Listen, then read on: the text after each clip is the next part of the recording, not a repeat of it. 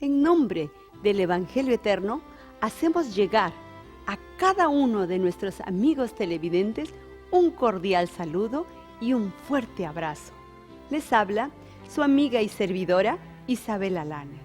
Es un gran gozo el poder tener el privilegio de que podamos a través de este canal estudiar en la paz y tranquilidad de nuestros hogares de estas buenas nuevas de salvación a través de esta serie de los 7 pasos al cielo. Antes de pasar al estudio del tema de hoy, queremos decirle que al final del programa tome nota de nuestro teléfono y dirección, ya que estaremos ofreciendo un material que es completamente gratis para usted. Y ahora escuchemos el Evangelio Eterno en la voz del doctor Hugo Gambetta, con la interesante lección: Hijo, vuelve a casa. Estar nuevamente juntos para abrir el santo libro de Dios. Nos hemos sentido muy felices con la respuesta de ustedes a este programa. Muchas llamadas telefónicas, muchos pedidos de oración los estamos trayendo al Señor cada vez. Hoy tenemos un tema sumamente interesante, muy hermoso. Vamos a estudiar la parábola de nuestro Señor Jesucristo sobre los 2 hijos, que nos va a ilustrar esos 7 pasos para volver otra vez al hogar perdido, ese hogar edénico que nuestros primeros padres, Adán y Eva, perdieron. Es el plan que Dios tiene para restaurar al hombre a la imagen de Dios. Les invito a abrir la palabra de nuestro Dios en el Evangelio según San Lucas, en el capítulo 15. Y vamos a comenzar leyendo desde el versículo 11. Primero vamos a leer toda la historia y después vamos a ver esos 7 pasos de vuelta al hogar. Les dijo esta historia. Un hombre tenía 2 hijos. El menor de ellos le dijo a su padre: Padre, dame la parte de los bienes que me corresponde. Y el padre le repartió los bienes. No muchos días después, juntándolo todo, el hijo menor se fue lejos, a una provincia apartada, y allí desperdició sus bienes, viviendo perdidamente. Cuando todo lo hubo malgastado, vino una gran hambre en aquella provincia, y comenzó a faltarle.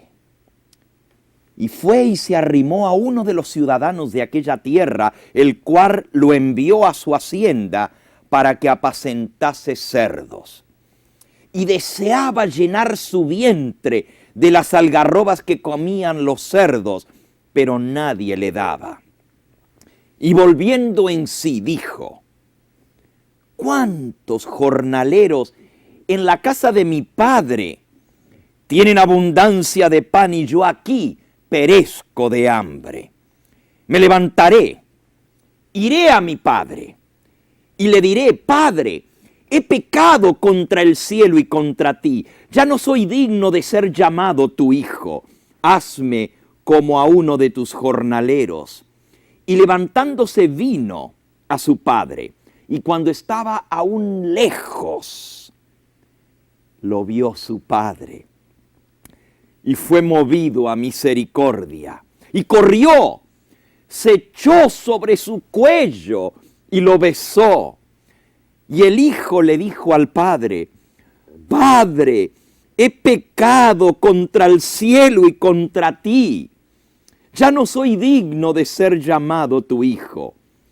Pero el padre le dijo a los siervos: Sacad el mejor vestido, vestidle, poned un anillo en su mano y calzado en sus pies, y traed el becerro gordo y matadlo, y comamos y hagamos fiesta, porque mi hijo muerto era y ha revivido, se había perdido y es hallado, y comenzaron a regocijarse. Esta es parte de la historia. La segunda parte de esta parábola vamos a ver en un programa más adelante, porque aquí leímos sobre 2 hijos. La primera parte de esta historia nos cuenta de ese hijo, el menor. Hay también un hijo mayor y veremos la actitud de ese hijo. Pero concentrémonos ahora en esta historia. Un joven, un muchacho, pidió a su padre su herencia. No estaba feliz en la casa de su padre. Pensó, aquí hay muchas restricciones, como tantos jóvenes hoy en día, que deciden irse de su casa, no porque nadie los corra, no porque no estén bien y les haga falta algo, sino simplemente buscando libertad, buscando gozar de la vida, estar fuera de esas restricciones, lejos del hogar de su padre. Quizás en esta misma hora hay un joven, un hijo o una hija que me está escuchando, que se fue de su casa. Quizás hay alguien en esta misma hora que siente esa nostalgia. Quizás hay alguien que el orgullo no le permite reconocer que hizo mal. No importa la razón por la que te hayas ido. Acuérdate que tienes un padre que te espera. Acuérdate que tienes una madre que ora por ti. Hijo, hija, vuelve al hogar. En esta historia, el joven no solamente recibió la parte de la herencia, pero se fue de la casa. Y se fue, dice aquí, a una provincia bien lejos, apartada. Cuanto más lejos pudiera estar de su padre, tanto mejor. Así nadie lo juzgaba. Así nadie le decía lo que tenía que hacer. Mientras tuvo dinero, las cosas parecían ir bien. Le sobraban los amigos. Desperdició sus bienes viviendo perdidamente. Gastó y despilfarró. ¿Quién sabe? Hasta dice la Escritura que lo gastó en rameras, en prostitutas, en los goces de esta vida, en las cosas que dan satisfacción momentánea, pero no traen verdadera felicidad, no traen algo que perdura. Son cosas vacías. Y cuando ya no le quedaba nada, tampoco ya le quedaron amigos, porque así son los amigos muchas veces.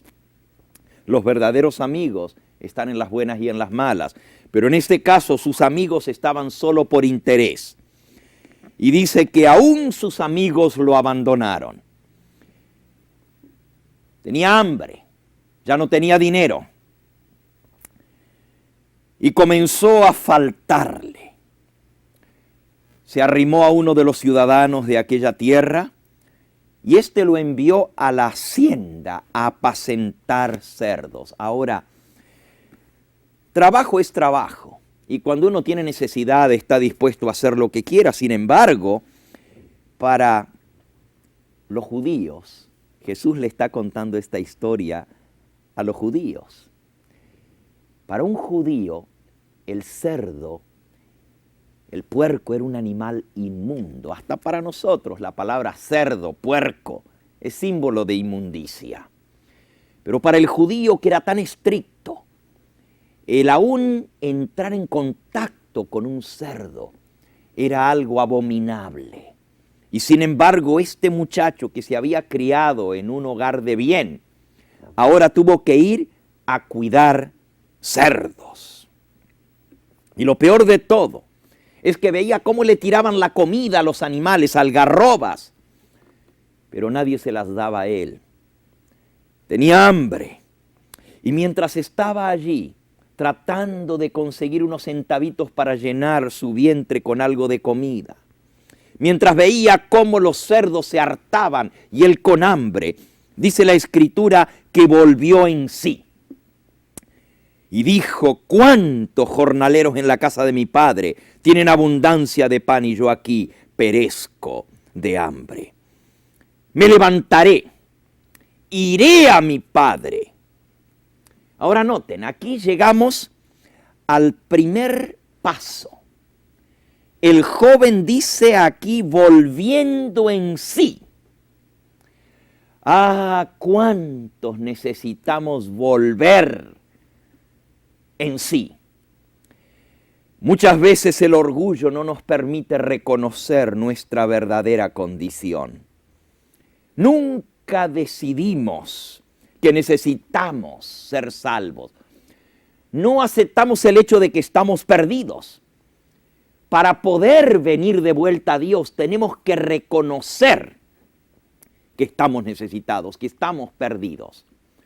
Solamente aquel que reconoce su verdadera condición, que vuelve en sí y se da cuenta, estará dispuesto a volver.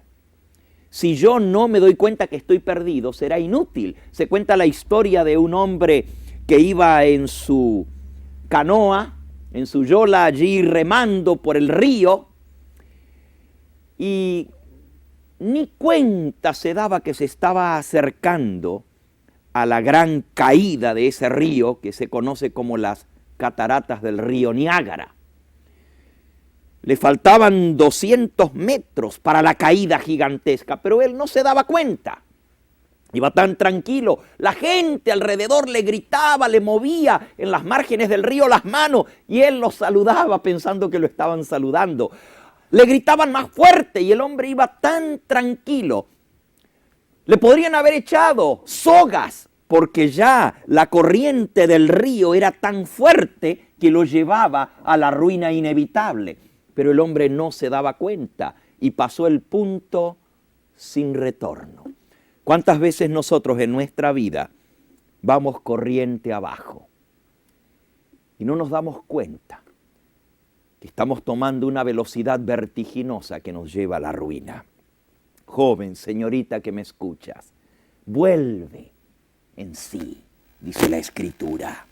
Necesitas darte cuenta de que el camino en que vas te lleva a la destrucción. A menos que yo me dé cuenta que estoy condenado a una muerte segura, no buscaré salir del peligro. Primero, tenemos que reconocer que estamos completamente perdidos.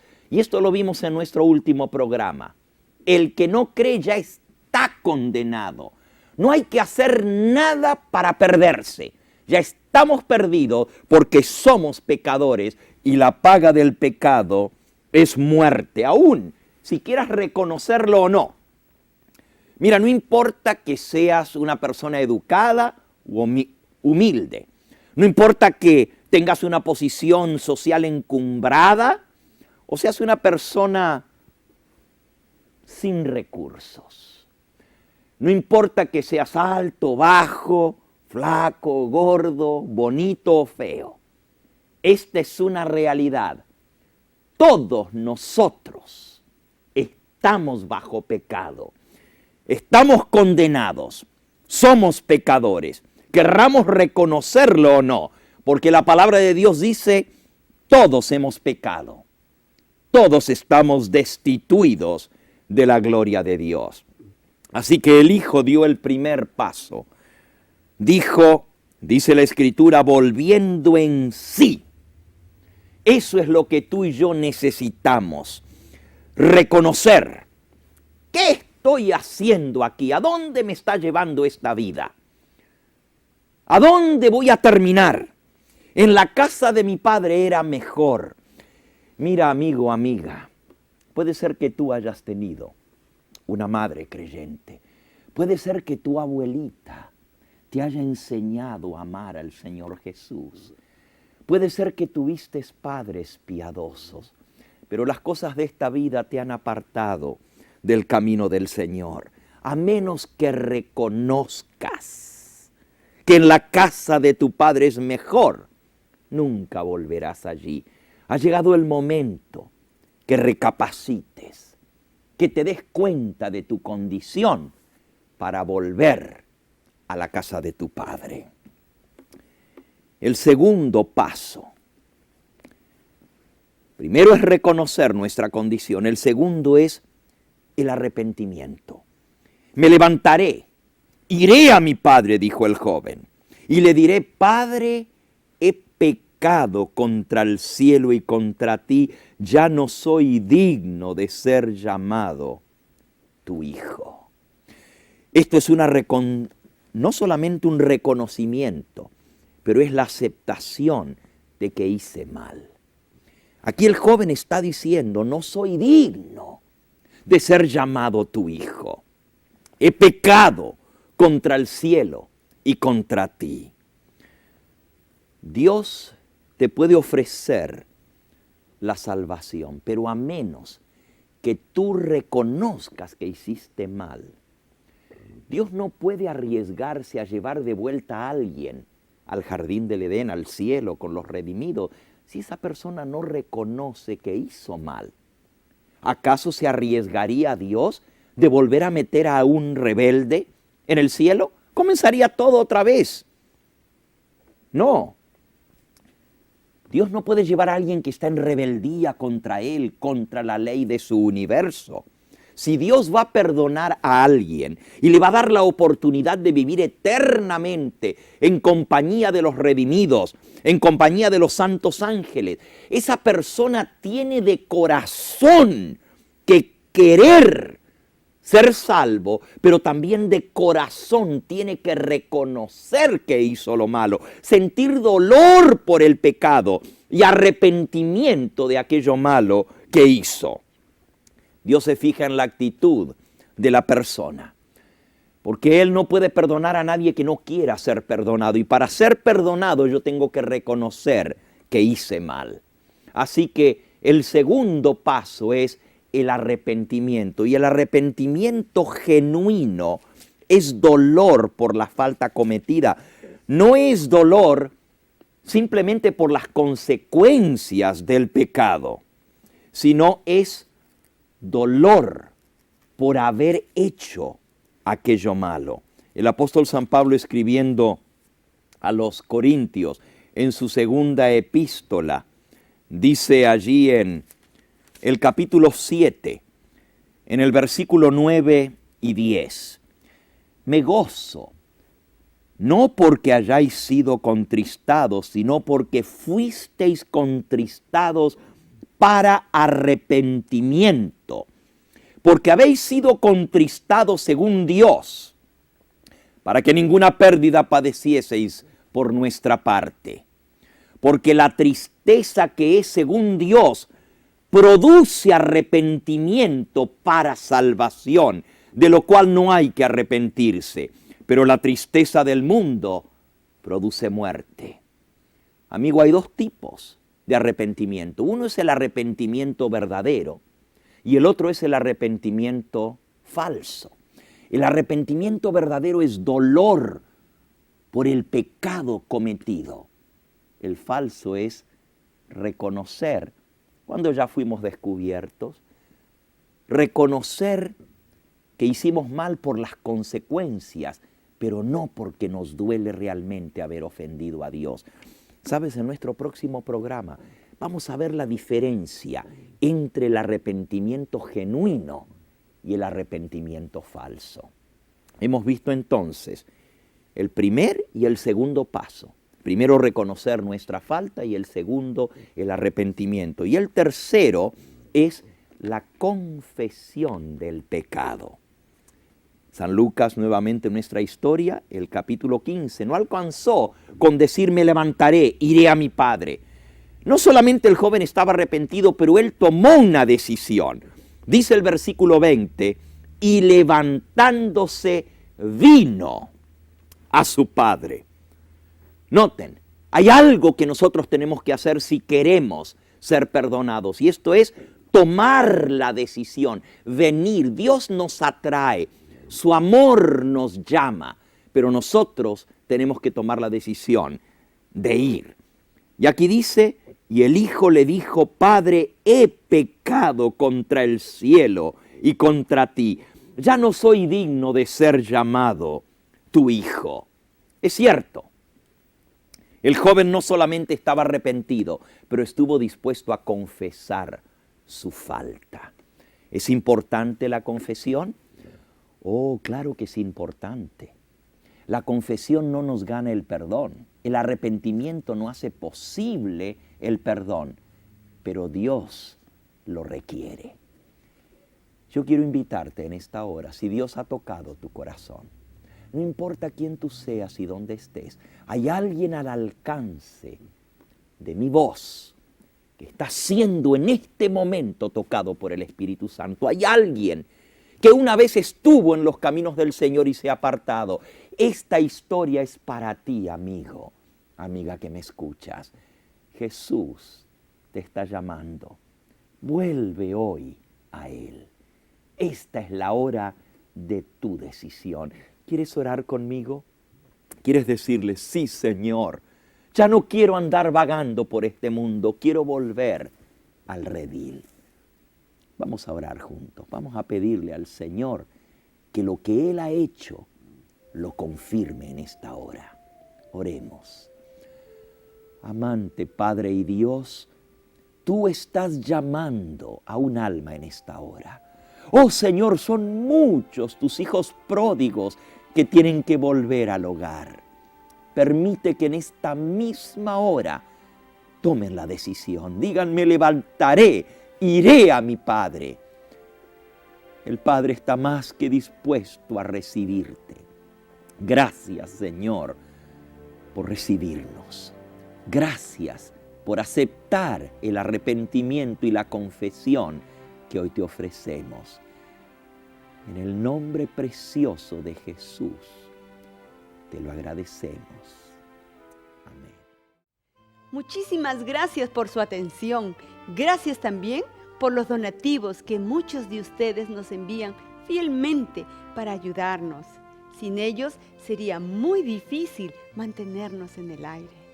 Queremos recordarle nuestro ofrecimiento de mandarle completamente gratis un ejemplar de un precioso librito, un clásico de la literatura cristiana, cuyo título es El Camino a Cristo. Solo llame a los números que aparecen en su pantalla y pídalo. Con mucho gusto se lo enviaremos completamente gratis.